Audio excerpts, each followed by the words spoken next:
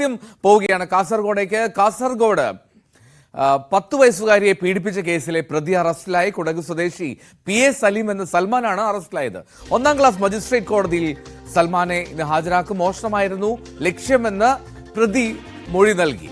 വിവരങ്ങളുമായി KV ബൈജു ആണ് ചേരുന്നത്. ബൈജു, ഇയാൾ എപ്പോഴെത്തിക്കും കാസർഗോഡേക്ക്?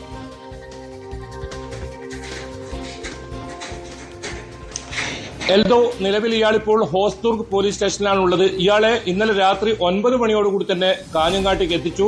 എന്തായാലും ഈ കേസിൽ, അതിനീചമായ ഒരു കേസിൽ ഏറെ സങ്കീർണതകൾ, അത് അന്വേഷണത്തിന് വലിയ വെല്ലുവിളിയായിരുന്നു. കാരണം ഈ പ്രതിയുടെ സ്വഭാവ രീതികൾ തന്നെയാണ് ഇയാളെ പിടികൂടുക വലിയ പ്രയാസമായിരുന്നു എന്നാണ് പോലീസ് പറഞ്ഞത്. ഇയാൾ ആദ്യം തലശ്ശേരിയിലേക്കായിരുന്നു കടന്നത്. അവിടെ നിന്നും ബംഗളൂരുവിലേക്ക് കടക്കുന്നു. പിന്നീടാണ് ആന്ധ്രാപ്രദേശിലെത്തുന്നത്. പ്രധാനമായും ഇയാൾ ആന്ധ്രാപ്രദേശിൽ എത്താനൊരു കാരണം, നേരത്തെ ഈ ആന്ധ്രാപ്രദേശിലെ ഒരു ഹോട്ടലിൽ ഇയാൾ ജോലി ചെയ്തിരുന്നു. അവിടെ ജോലി ചെയ്യാനുള്ള ഒരു തന്ത്രമായിരുന്നു ഇയാളുടേത്. അതായത് ഇവിടുന്ന് കൃത്യമായി ഈ സംഭവം നടന്നതിന് ശേഷം ഇയാൾ മുങ്ങുന്നു. ഇത്തരത്തിൽ പല സ്ഥലങ്ങളിലും പോയി ഒടുവിൽ ആന്ധ്രാപ്രദേശിൽ ജോലി ചെയ്ത് താമസിക്കാമെന്നായിരുന്നു ഇയാളുടെ കണക്കൂട്ടൽ. പക്ഷേ ഇയാളുടെ കണക്കൂട്ടൽ പിഴച്ചത് പോലീസിന്റെ അതിസമർത്ഥമായ നീക്കങ്ങൾ തന്നെയാണ്. ഇയാൾ 2 തവണയാണ് ഈ വീട്ടിലേക്ക് ഫോൺ വിളിച്ചത്. ഇയാളുടെ ബന്ധുവിനെയാണ് ഇയാൾ ഫോൺ വിളിച്ചത് ഇവിടുത്തെ വിവരങ്ങൾ അറിയാൻ. ആദ്യം വിളിച്ച ഫോണിൽ തന്നെ പോലീസ് ഇയാളുടെ സ്ഥലം കണ്ടെത്തി. ഒരു സംഘം അപ്പോൾ തന്നെ ആ ഭാഗത്തേക്ക് പോയി. പക്ഷേ ഇയാൾ എവിടെയാണെന്ന് കണ്ടെത്താൻ അവർ കഴിഞ്ഞില്ല. പിന്നീട് രണ്ടാമതും ഒരു കോൾ വന്നതാണ് ഈ കേസിൽ പ്രതിയെ എത്രയും പെട്ടെന്ന് അറസ്റ്റ് ചെയ്യാനുള്ള ഏറ്റവും പ്രധാന കാരണം. എന്നാലും രണ്ടാമത്തെ കോൾ കൃത്യമായി പോലീസ് ലൊക്കേഷൻ കണ്ടെത്തി. അവിടെ നിന്നും അതിസാഹസികമായാണ് ഇയാളെ കസ്റ്റഡിയിലെടുത്തത് എന്നാണ് പോലീസ് പറയുന്നത്. എന്തായാലും ഹോസ്ദുർഗ് പോലീസ് സ്റ്റേഷനിൽ പ്രതി ഇപ്പോഴുണ്ട്. ഇയാളുടെ കുറ്റസമ്മത മൊഴിയിൽ ഇയാൾ പ്രധാനമായും പറയുന്നത് ഈ മോഷണം ലക്ഷ്യമിട്ടായിരുന്നു ഇയാൾ ഈ വീട്ടിലെത്തിയത്. പല വീടുകളിലും ഇയാൾ ഇത്തരത്തിൽ മോഷണം നടത്താൻ ശ്രമിക്കുന്നുണ്ട്. ഈ വീട് ശ്രദ്ധയിൽപ്പെടുകയും വീടിനകത്തേക്ക് കയറുകയായിരുന്നു. വീടിനകത്ത് കയറിയപ്പോൾ ഈ ബാലിക ഇവിടെ കിടന്നുറങ്ങുകയായിരുന്നു.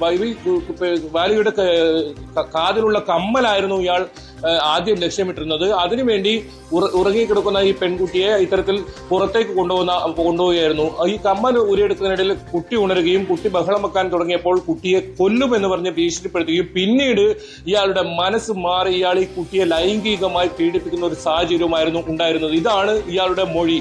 പോലീസ് നമുക്ക് നൽകുന്ന വിവരങ്ങളും.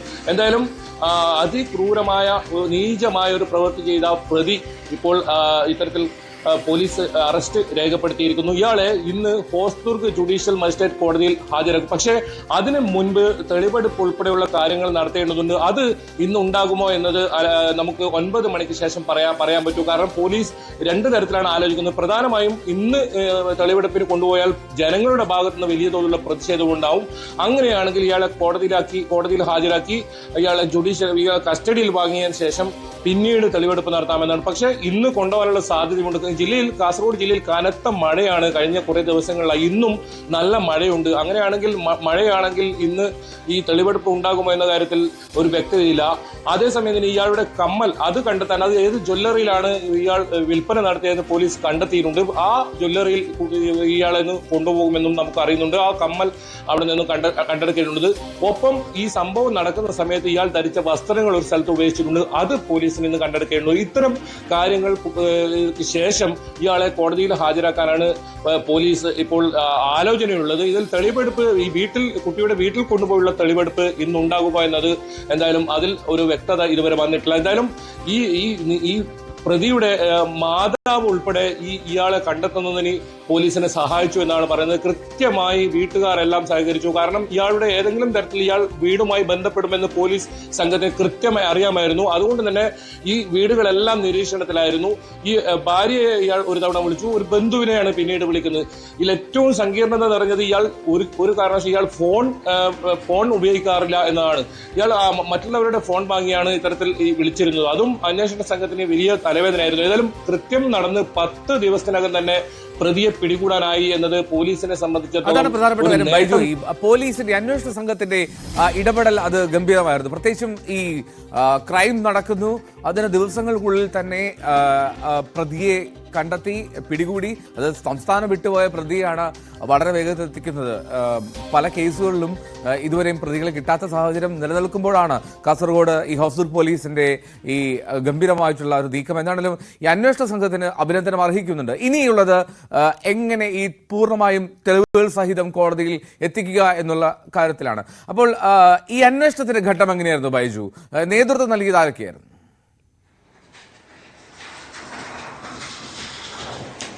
തീർച്ചയായും അത് വളരെ പ്രധാനം തന്നെയാണ് എൽദോ. ഇതിൽ DIG തോംസൺ ജോസിന്റെ നേതൃത്വത്തിൽ 3 ഡിവൈഎസ്പിമാരും അടങ്ങുന്ന 25-അംഗ സംഘമാണ് ഈ കേസ് അന്വേഷണം നടത്തിയത്. ബുധനാഴ്ച പുലർച്ചെ, അതായത് കഴിഞ്ഞ ബുധനാഴ്ച 15-ാം തീയതി പുലർച്ചെ 2:30 ഈ സംഭവം ഉണ്ടായത്. അപ്പോൾ തന്നെ പോലീസ്, DIG ഉൾപ്പെടെയുള്ളവർ ജില്ലയിലെത്തി. ഈ സംഭവം വളരെ ഗൗരവത്തിലായിരുന്നു പോലീസ് തുടക്കത്തിൽ തന്നെ എടുത്തത്. പ്രത്യേക അന്വേഷണ സംഘത്തെ അപ്പോൾ തന്നെ രൂപീകരിച്ചു. സംശയം തോന്നിയ ഒരു പ്രതിയെ, ഇത്തരത്തിൽ നിരവധി കേസുകളിലെ പ്രതിയായ ഒരാളെ പോലീസ് കസ്റ്റഡിയിലെടുത്തു. പക്ഷേ അയാളെ ചോദ്യം ചെയ്തതിൽ നിന്നും ഇയാളല്ല ഈ സംഭവം നടത്തിയതെന്ന് പോലീസ് വ്യക്തമാവുന്നു. ഇതിനിടയിൽ നമ്മുടെ CCTV ദൃശ്യം പുറത്തുവിട്ടതോടുകൂടി ഇപ്പോൾ പിടിയിലായ പ്രതിയുടെ ബന്ധു ഇവരെ ഫോണിൽ പോലീസിനെ വിളിച്ച് സംഭവം അറിയിക്കുന്നു. തങ്ങൾക്ക് സംശയമുണ്ട് ഇയാളാണെന്നുള്ള കാര്യത്തിൽ. ഇയാളെ കേന്ദ്രീകരിച്ച് പിന്നീട് വിശദമായി നടത്തിയ അന്വേഷണത്തിലാണ് കൃത്യമായ പോലീസിന് ഈ പ്രതിയെ തിരിച്ചറിയാനായത്. അതോടുകൂടി തന്നെയാണ് ഈ കേസിൽ ഇയാൾ പ്രതിയാണെന്ന് പോലീസ് ഉറപ്പിക്കുന്നതും. പിന്നീട് ഇയാളുടെ നീക്കങ്ങൾ കണ്ടെത്താനുള്ള ശ്രമമായിരുന്നു. അത്തരത്തിൽ പോലീസ് കൃത്യമായ ഓരോ കാര്യങ്ങളും കൂടുതൽ CCTV ശേഖരിക്കുന്നു. അത്തരത്തിൽ നിരവധി കാര്യങ്ങൾ ശേഖരിച്ചു വെക്കുന്നു. എന്തായാലും ഇയാൾക്കെതിരെ ഒരു പോക്സോ കേസ് നിലവിലുണ്ട്. 14 വയസ്സുകാരിയായ ഒരു പെൺകുട്ടിയെ ഇത്തരത്തിൽ സ്കൂട്ടറിൽ തട്ടിക്കൊണ്ടുപോയി വനത്തിനകത്ത് കൊണ്ടുപോയി പീഡിപ്പിച്ചെന്നാണ് കേസ്. ഈ കേസിൽ ഇയാൾ അന്ന് പിടിയിലായിരുന്നു. 3 മാസം ജയിലിലുമായിരുന്നു. അത്തരം കാര്യങ്ങളൊക്കെ പോലീസ് ശേഖരിച്ചു. ഒപ്പം മടിക്കേരിയിലാണ് ഇയാൾ കൊടക് കേന്ദ്രീകരിച്ച് ഇയാൾ 2 തവണ മാല തട്ടിപ്പറിക്കുന്ന ഒരു കേസിലും ഇയാൾ ഉൾപ്പെട്ടിട്ടുണ്ട്. അത്തരത്തിലുള്ള കേസുമുണ്ട്. അത് മാത്രമല്ല 15-ാം തീയതി സംഭവം നടക്കുന്നു. 13-ാം തീയതി സമാനമായ രീതിയിൽ കുറന്തൂർ എന്ന് പറയുന്ന ഒരു സ്ഥലത്ത് ഒരു വീട്ടിൽ ഇയാൾ ഇത്തരത്തിൽ കയറുന്നു. ഇയാളുടെ പ്രധാനമായും പതിവ് ഈ 12 മണിക്കും 4 മണിക്കും ഇടയിൽ കറങ്ങി നടന്ന് കൃത്യമായി ഇത്തരത്തിൽ വീടുകൾ ഏതെങ്കിലും ഉണ്ടെങ്കിൽ ആ വീട്ടിലേക്ക് കയറുക. അതായത് ഈ പശുവൊക്കെയുള്ള വീട്ടിലാണ് ഈ പശു പാല് കറക്കാൻ ഇറങ്ങുമെന്നറിയുന്നു. വാതിൽ അടക്കില്ല എന്നറിയുന്നു. അത്തരം വീടുകൾ കേന്ദ്രീകരിച്ചാണ് ഇയാളെ കവർച്ച. അന്ന് ആ വീട്ടിലേക്ക് ഇതേ രീതിയിൽ ഇയാൾ മുൻവശത്തെ വാതിൽ അകത്ത് കയറി ഇവിടുന്നുണ്ടായ ആഭരണങ്ങൾ കൈക്കലാക്കി പിറകുവശത്തെ അടുക്കള ഭാഗത്ത് കൂടി പുറത്തു പോകുന്ന സാഹചര്യം ഉണ്ടായിരുന്നു. പക്ഷെ അത് മുക്കുമണ്ഡമായിരുന്നതിനാൽ ആ കേസിൽ വലിയ പരാതിയൊന്നും നൽകാൻ ആ വീട്ടുകാർ തയ്യാറായിരുന്നില്ല. അതാണ് ഇയാൾ പിന്നീടും ഇത്തരത്തിൽ മോഷണം നടത്താനുള്ള ഒരു സാഹചര്യം ഉണ്ടായത്. എന്തായാലും ഈ സംഭവത്തിൽ ഇയാൾ ഈ വീട്ടിലേക്ക് എത്തുമ്പോൾ ഈ പശുവിനെ പാൽ കറക്കാനായി ഈ മുത്തച്ഛൻ പുറത്തേക്ക് ഇറങ്ങുന്നത് ഇയാൾ കാണുന്നു. ആ സമയത്ത് ഇയാൾ ഒരു പൊന്തക്കാട്ടിൽ പതുങ്ങിയിരിക്കുന്നു. പിന്നീട് ഇയാൾ ഈ വീടിനകത്തേക്ക് കയറുന്നു. ഈ കുട്ടിയെ എടുത്ത് പുറത്തേക്ക് കൊണ്ടുപോകുന്നു. കമ്മലൂരി ഈ കുട്ടിയെ ഉപേക്ഷിക്കാൻ വന്നായിരുന്നു ആദ്യം കരുതിയെങ്കിൽ പിന്നീട് ഇയാളുടെ മനസ്സ് മാറി ഇത്തരത്തിൽ പീഡനത്തിന് ഈ കുട്ടിയെ ഇരയാക്കിയിരുന്നു. കുട്ടി ബഹളം വെച്ചപ്പോൾ കൊല്ലുമെന്നൊക്കെ ഭീഷണിപ്പെടുത്തുന്ന ഒരു സാഹചര്യം ഉണ്ട്. ഏതായാലും ഈ കാര്യത്തിൽ പോലീസ് ഈ സംഭവത്തിൽ കൃത്യമായ രേഖകൾ, ഇതിന്റെ തെളിവുകളെല്ലാം ശേഖരിച്ച് പ്രതിക്ക് പരമാവധി ശിക്ഷ ലഭിക്കാവുന്ന രീതിയിലുള്ള കാര്യങ്ങളുമായി മുന്നോട്ട് പോകുന്നു. അത് അന്വേഷണ ഉദ്യോഗസ്ഥർ തന്നെ നമ്മോട് വ്യക്തമാക്കുകയുണ്ടായി. അതിനുള്ള തെളിവുകളൊക്കെ ഇന്ന് ശേഖരിക്കാനുണ്ട്. പ്രധാനമായും ഇയാൾ അന്ന് ധരിച്ച വസ്ത്രം പോലീസിന് കിട്ടാനുണ്ട്. അത് ഇന്ന് ഈ പ്രതിയെ കൊണ്ടുപോയി അത് കണ്ടെത്തും. ഒപ്പം ഈ നേരത്തെ ഞാൻ പറഞ്ഞ ആഭരണം ഇയാൾ വിൽപ്പന നടത്തിയ കടയിലും ഇന്ന് തെളിവെടുപ്പിനായി കൊണ്ടുപോകും. എൽദോ. ഓക്കെ, KV ബൈജു ആണ് വിവരങ്ങൾ പങ്കുവച്ച് കാസർഗോഡ് നിന്ന്. നടലും കാസർഗോഡ് 10 വയസ്സുകാരിയെ അതിക്രൂരമായി പീഡിപ്പിക്കുകയും സ്വർണം കവരുകയും ചെയ്ത കേസിൽ പ്രതി സലീം, അയാളെ ഹോസ്ദുർഗ് പോലീസ് സ്റ്റേഷനിൽ എത്തിച്ചു. ആന്ധ്രാപ്രദേശിൽ നിന്നാണ് കൊണ്ടുവന്നത്. ഇന്ന് കോടതിയിൽ ഹാജരാക്കും. തെളിവെടുപ്പ് ഉണ്ടാകുമോ എന്ന് നമുക്ക് കാത്തിരിക്കാം. എന്നാലും പോലീസ് വളരെ ശാസ്ത്രീയമായി തന്നെ തെളിവുകൾ കണ്ടെത്തി കോടതിയിൽ അയാൾക്ക് പൂർണ്ണമായിട്ടുള്ള ശിക്ഷ നൽകാനുള്ള ശ്രമത്തിൽ തന്നെയാണ് KV ബൈജു റിപ്പോർട്ട് ചെയ്യുന്നത് കാസർഗോഡ് നിന്ന്. ഇനി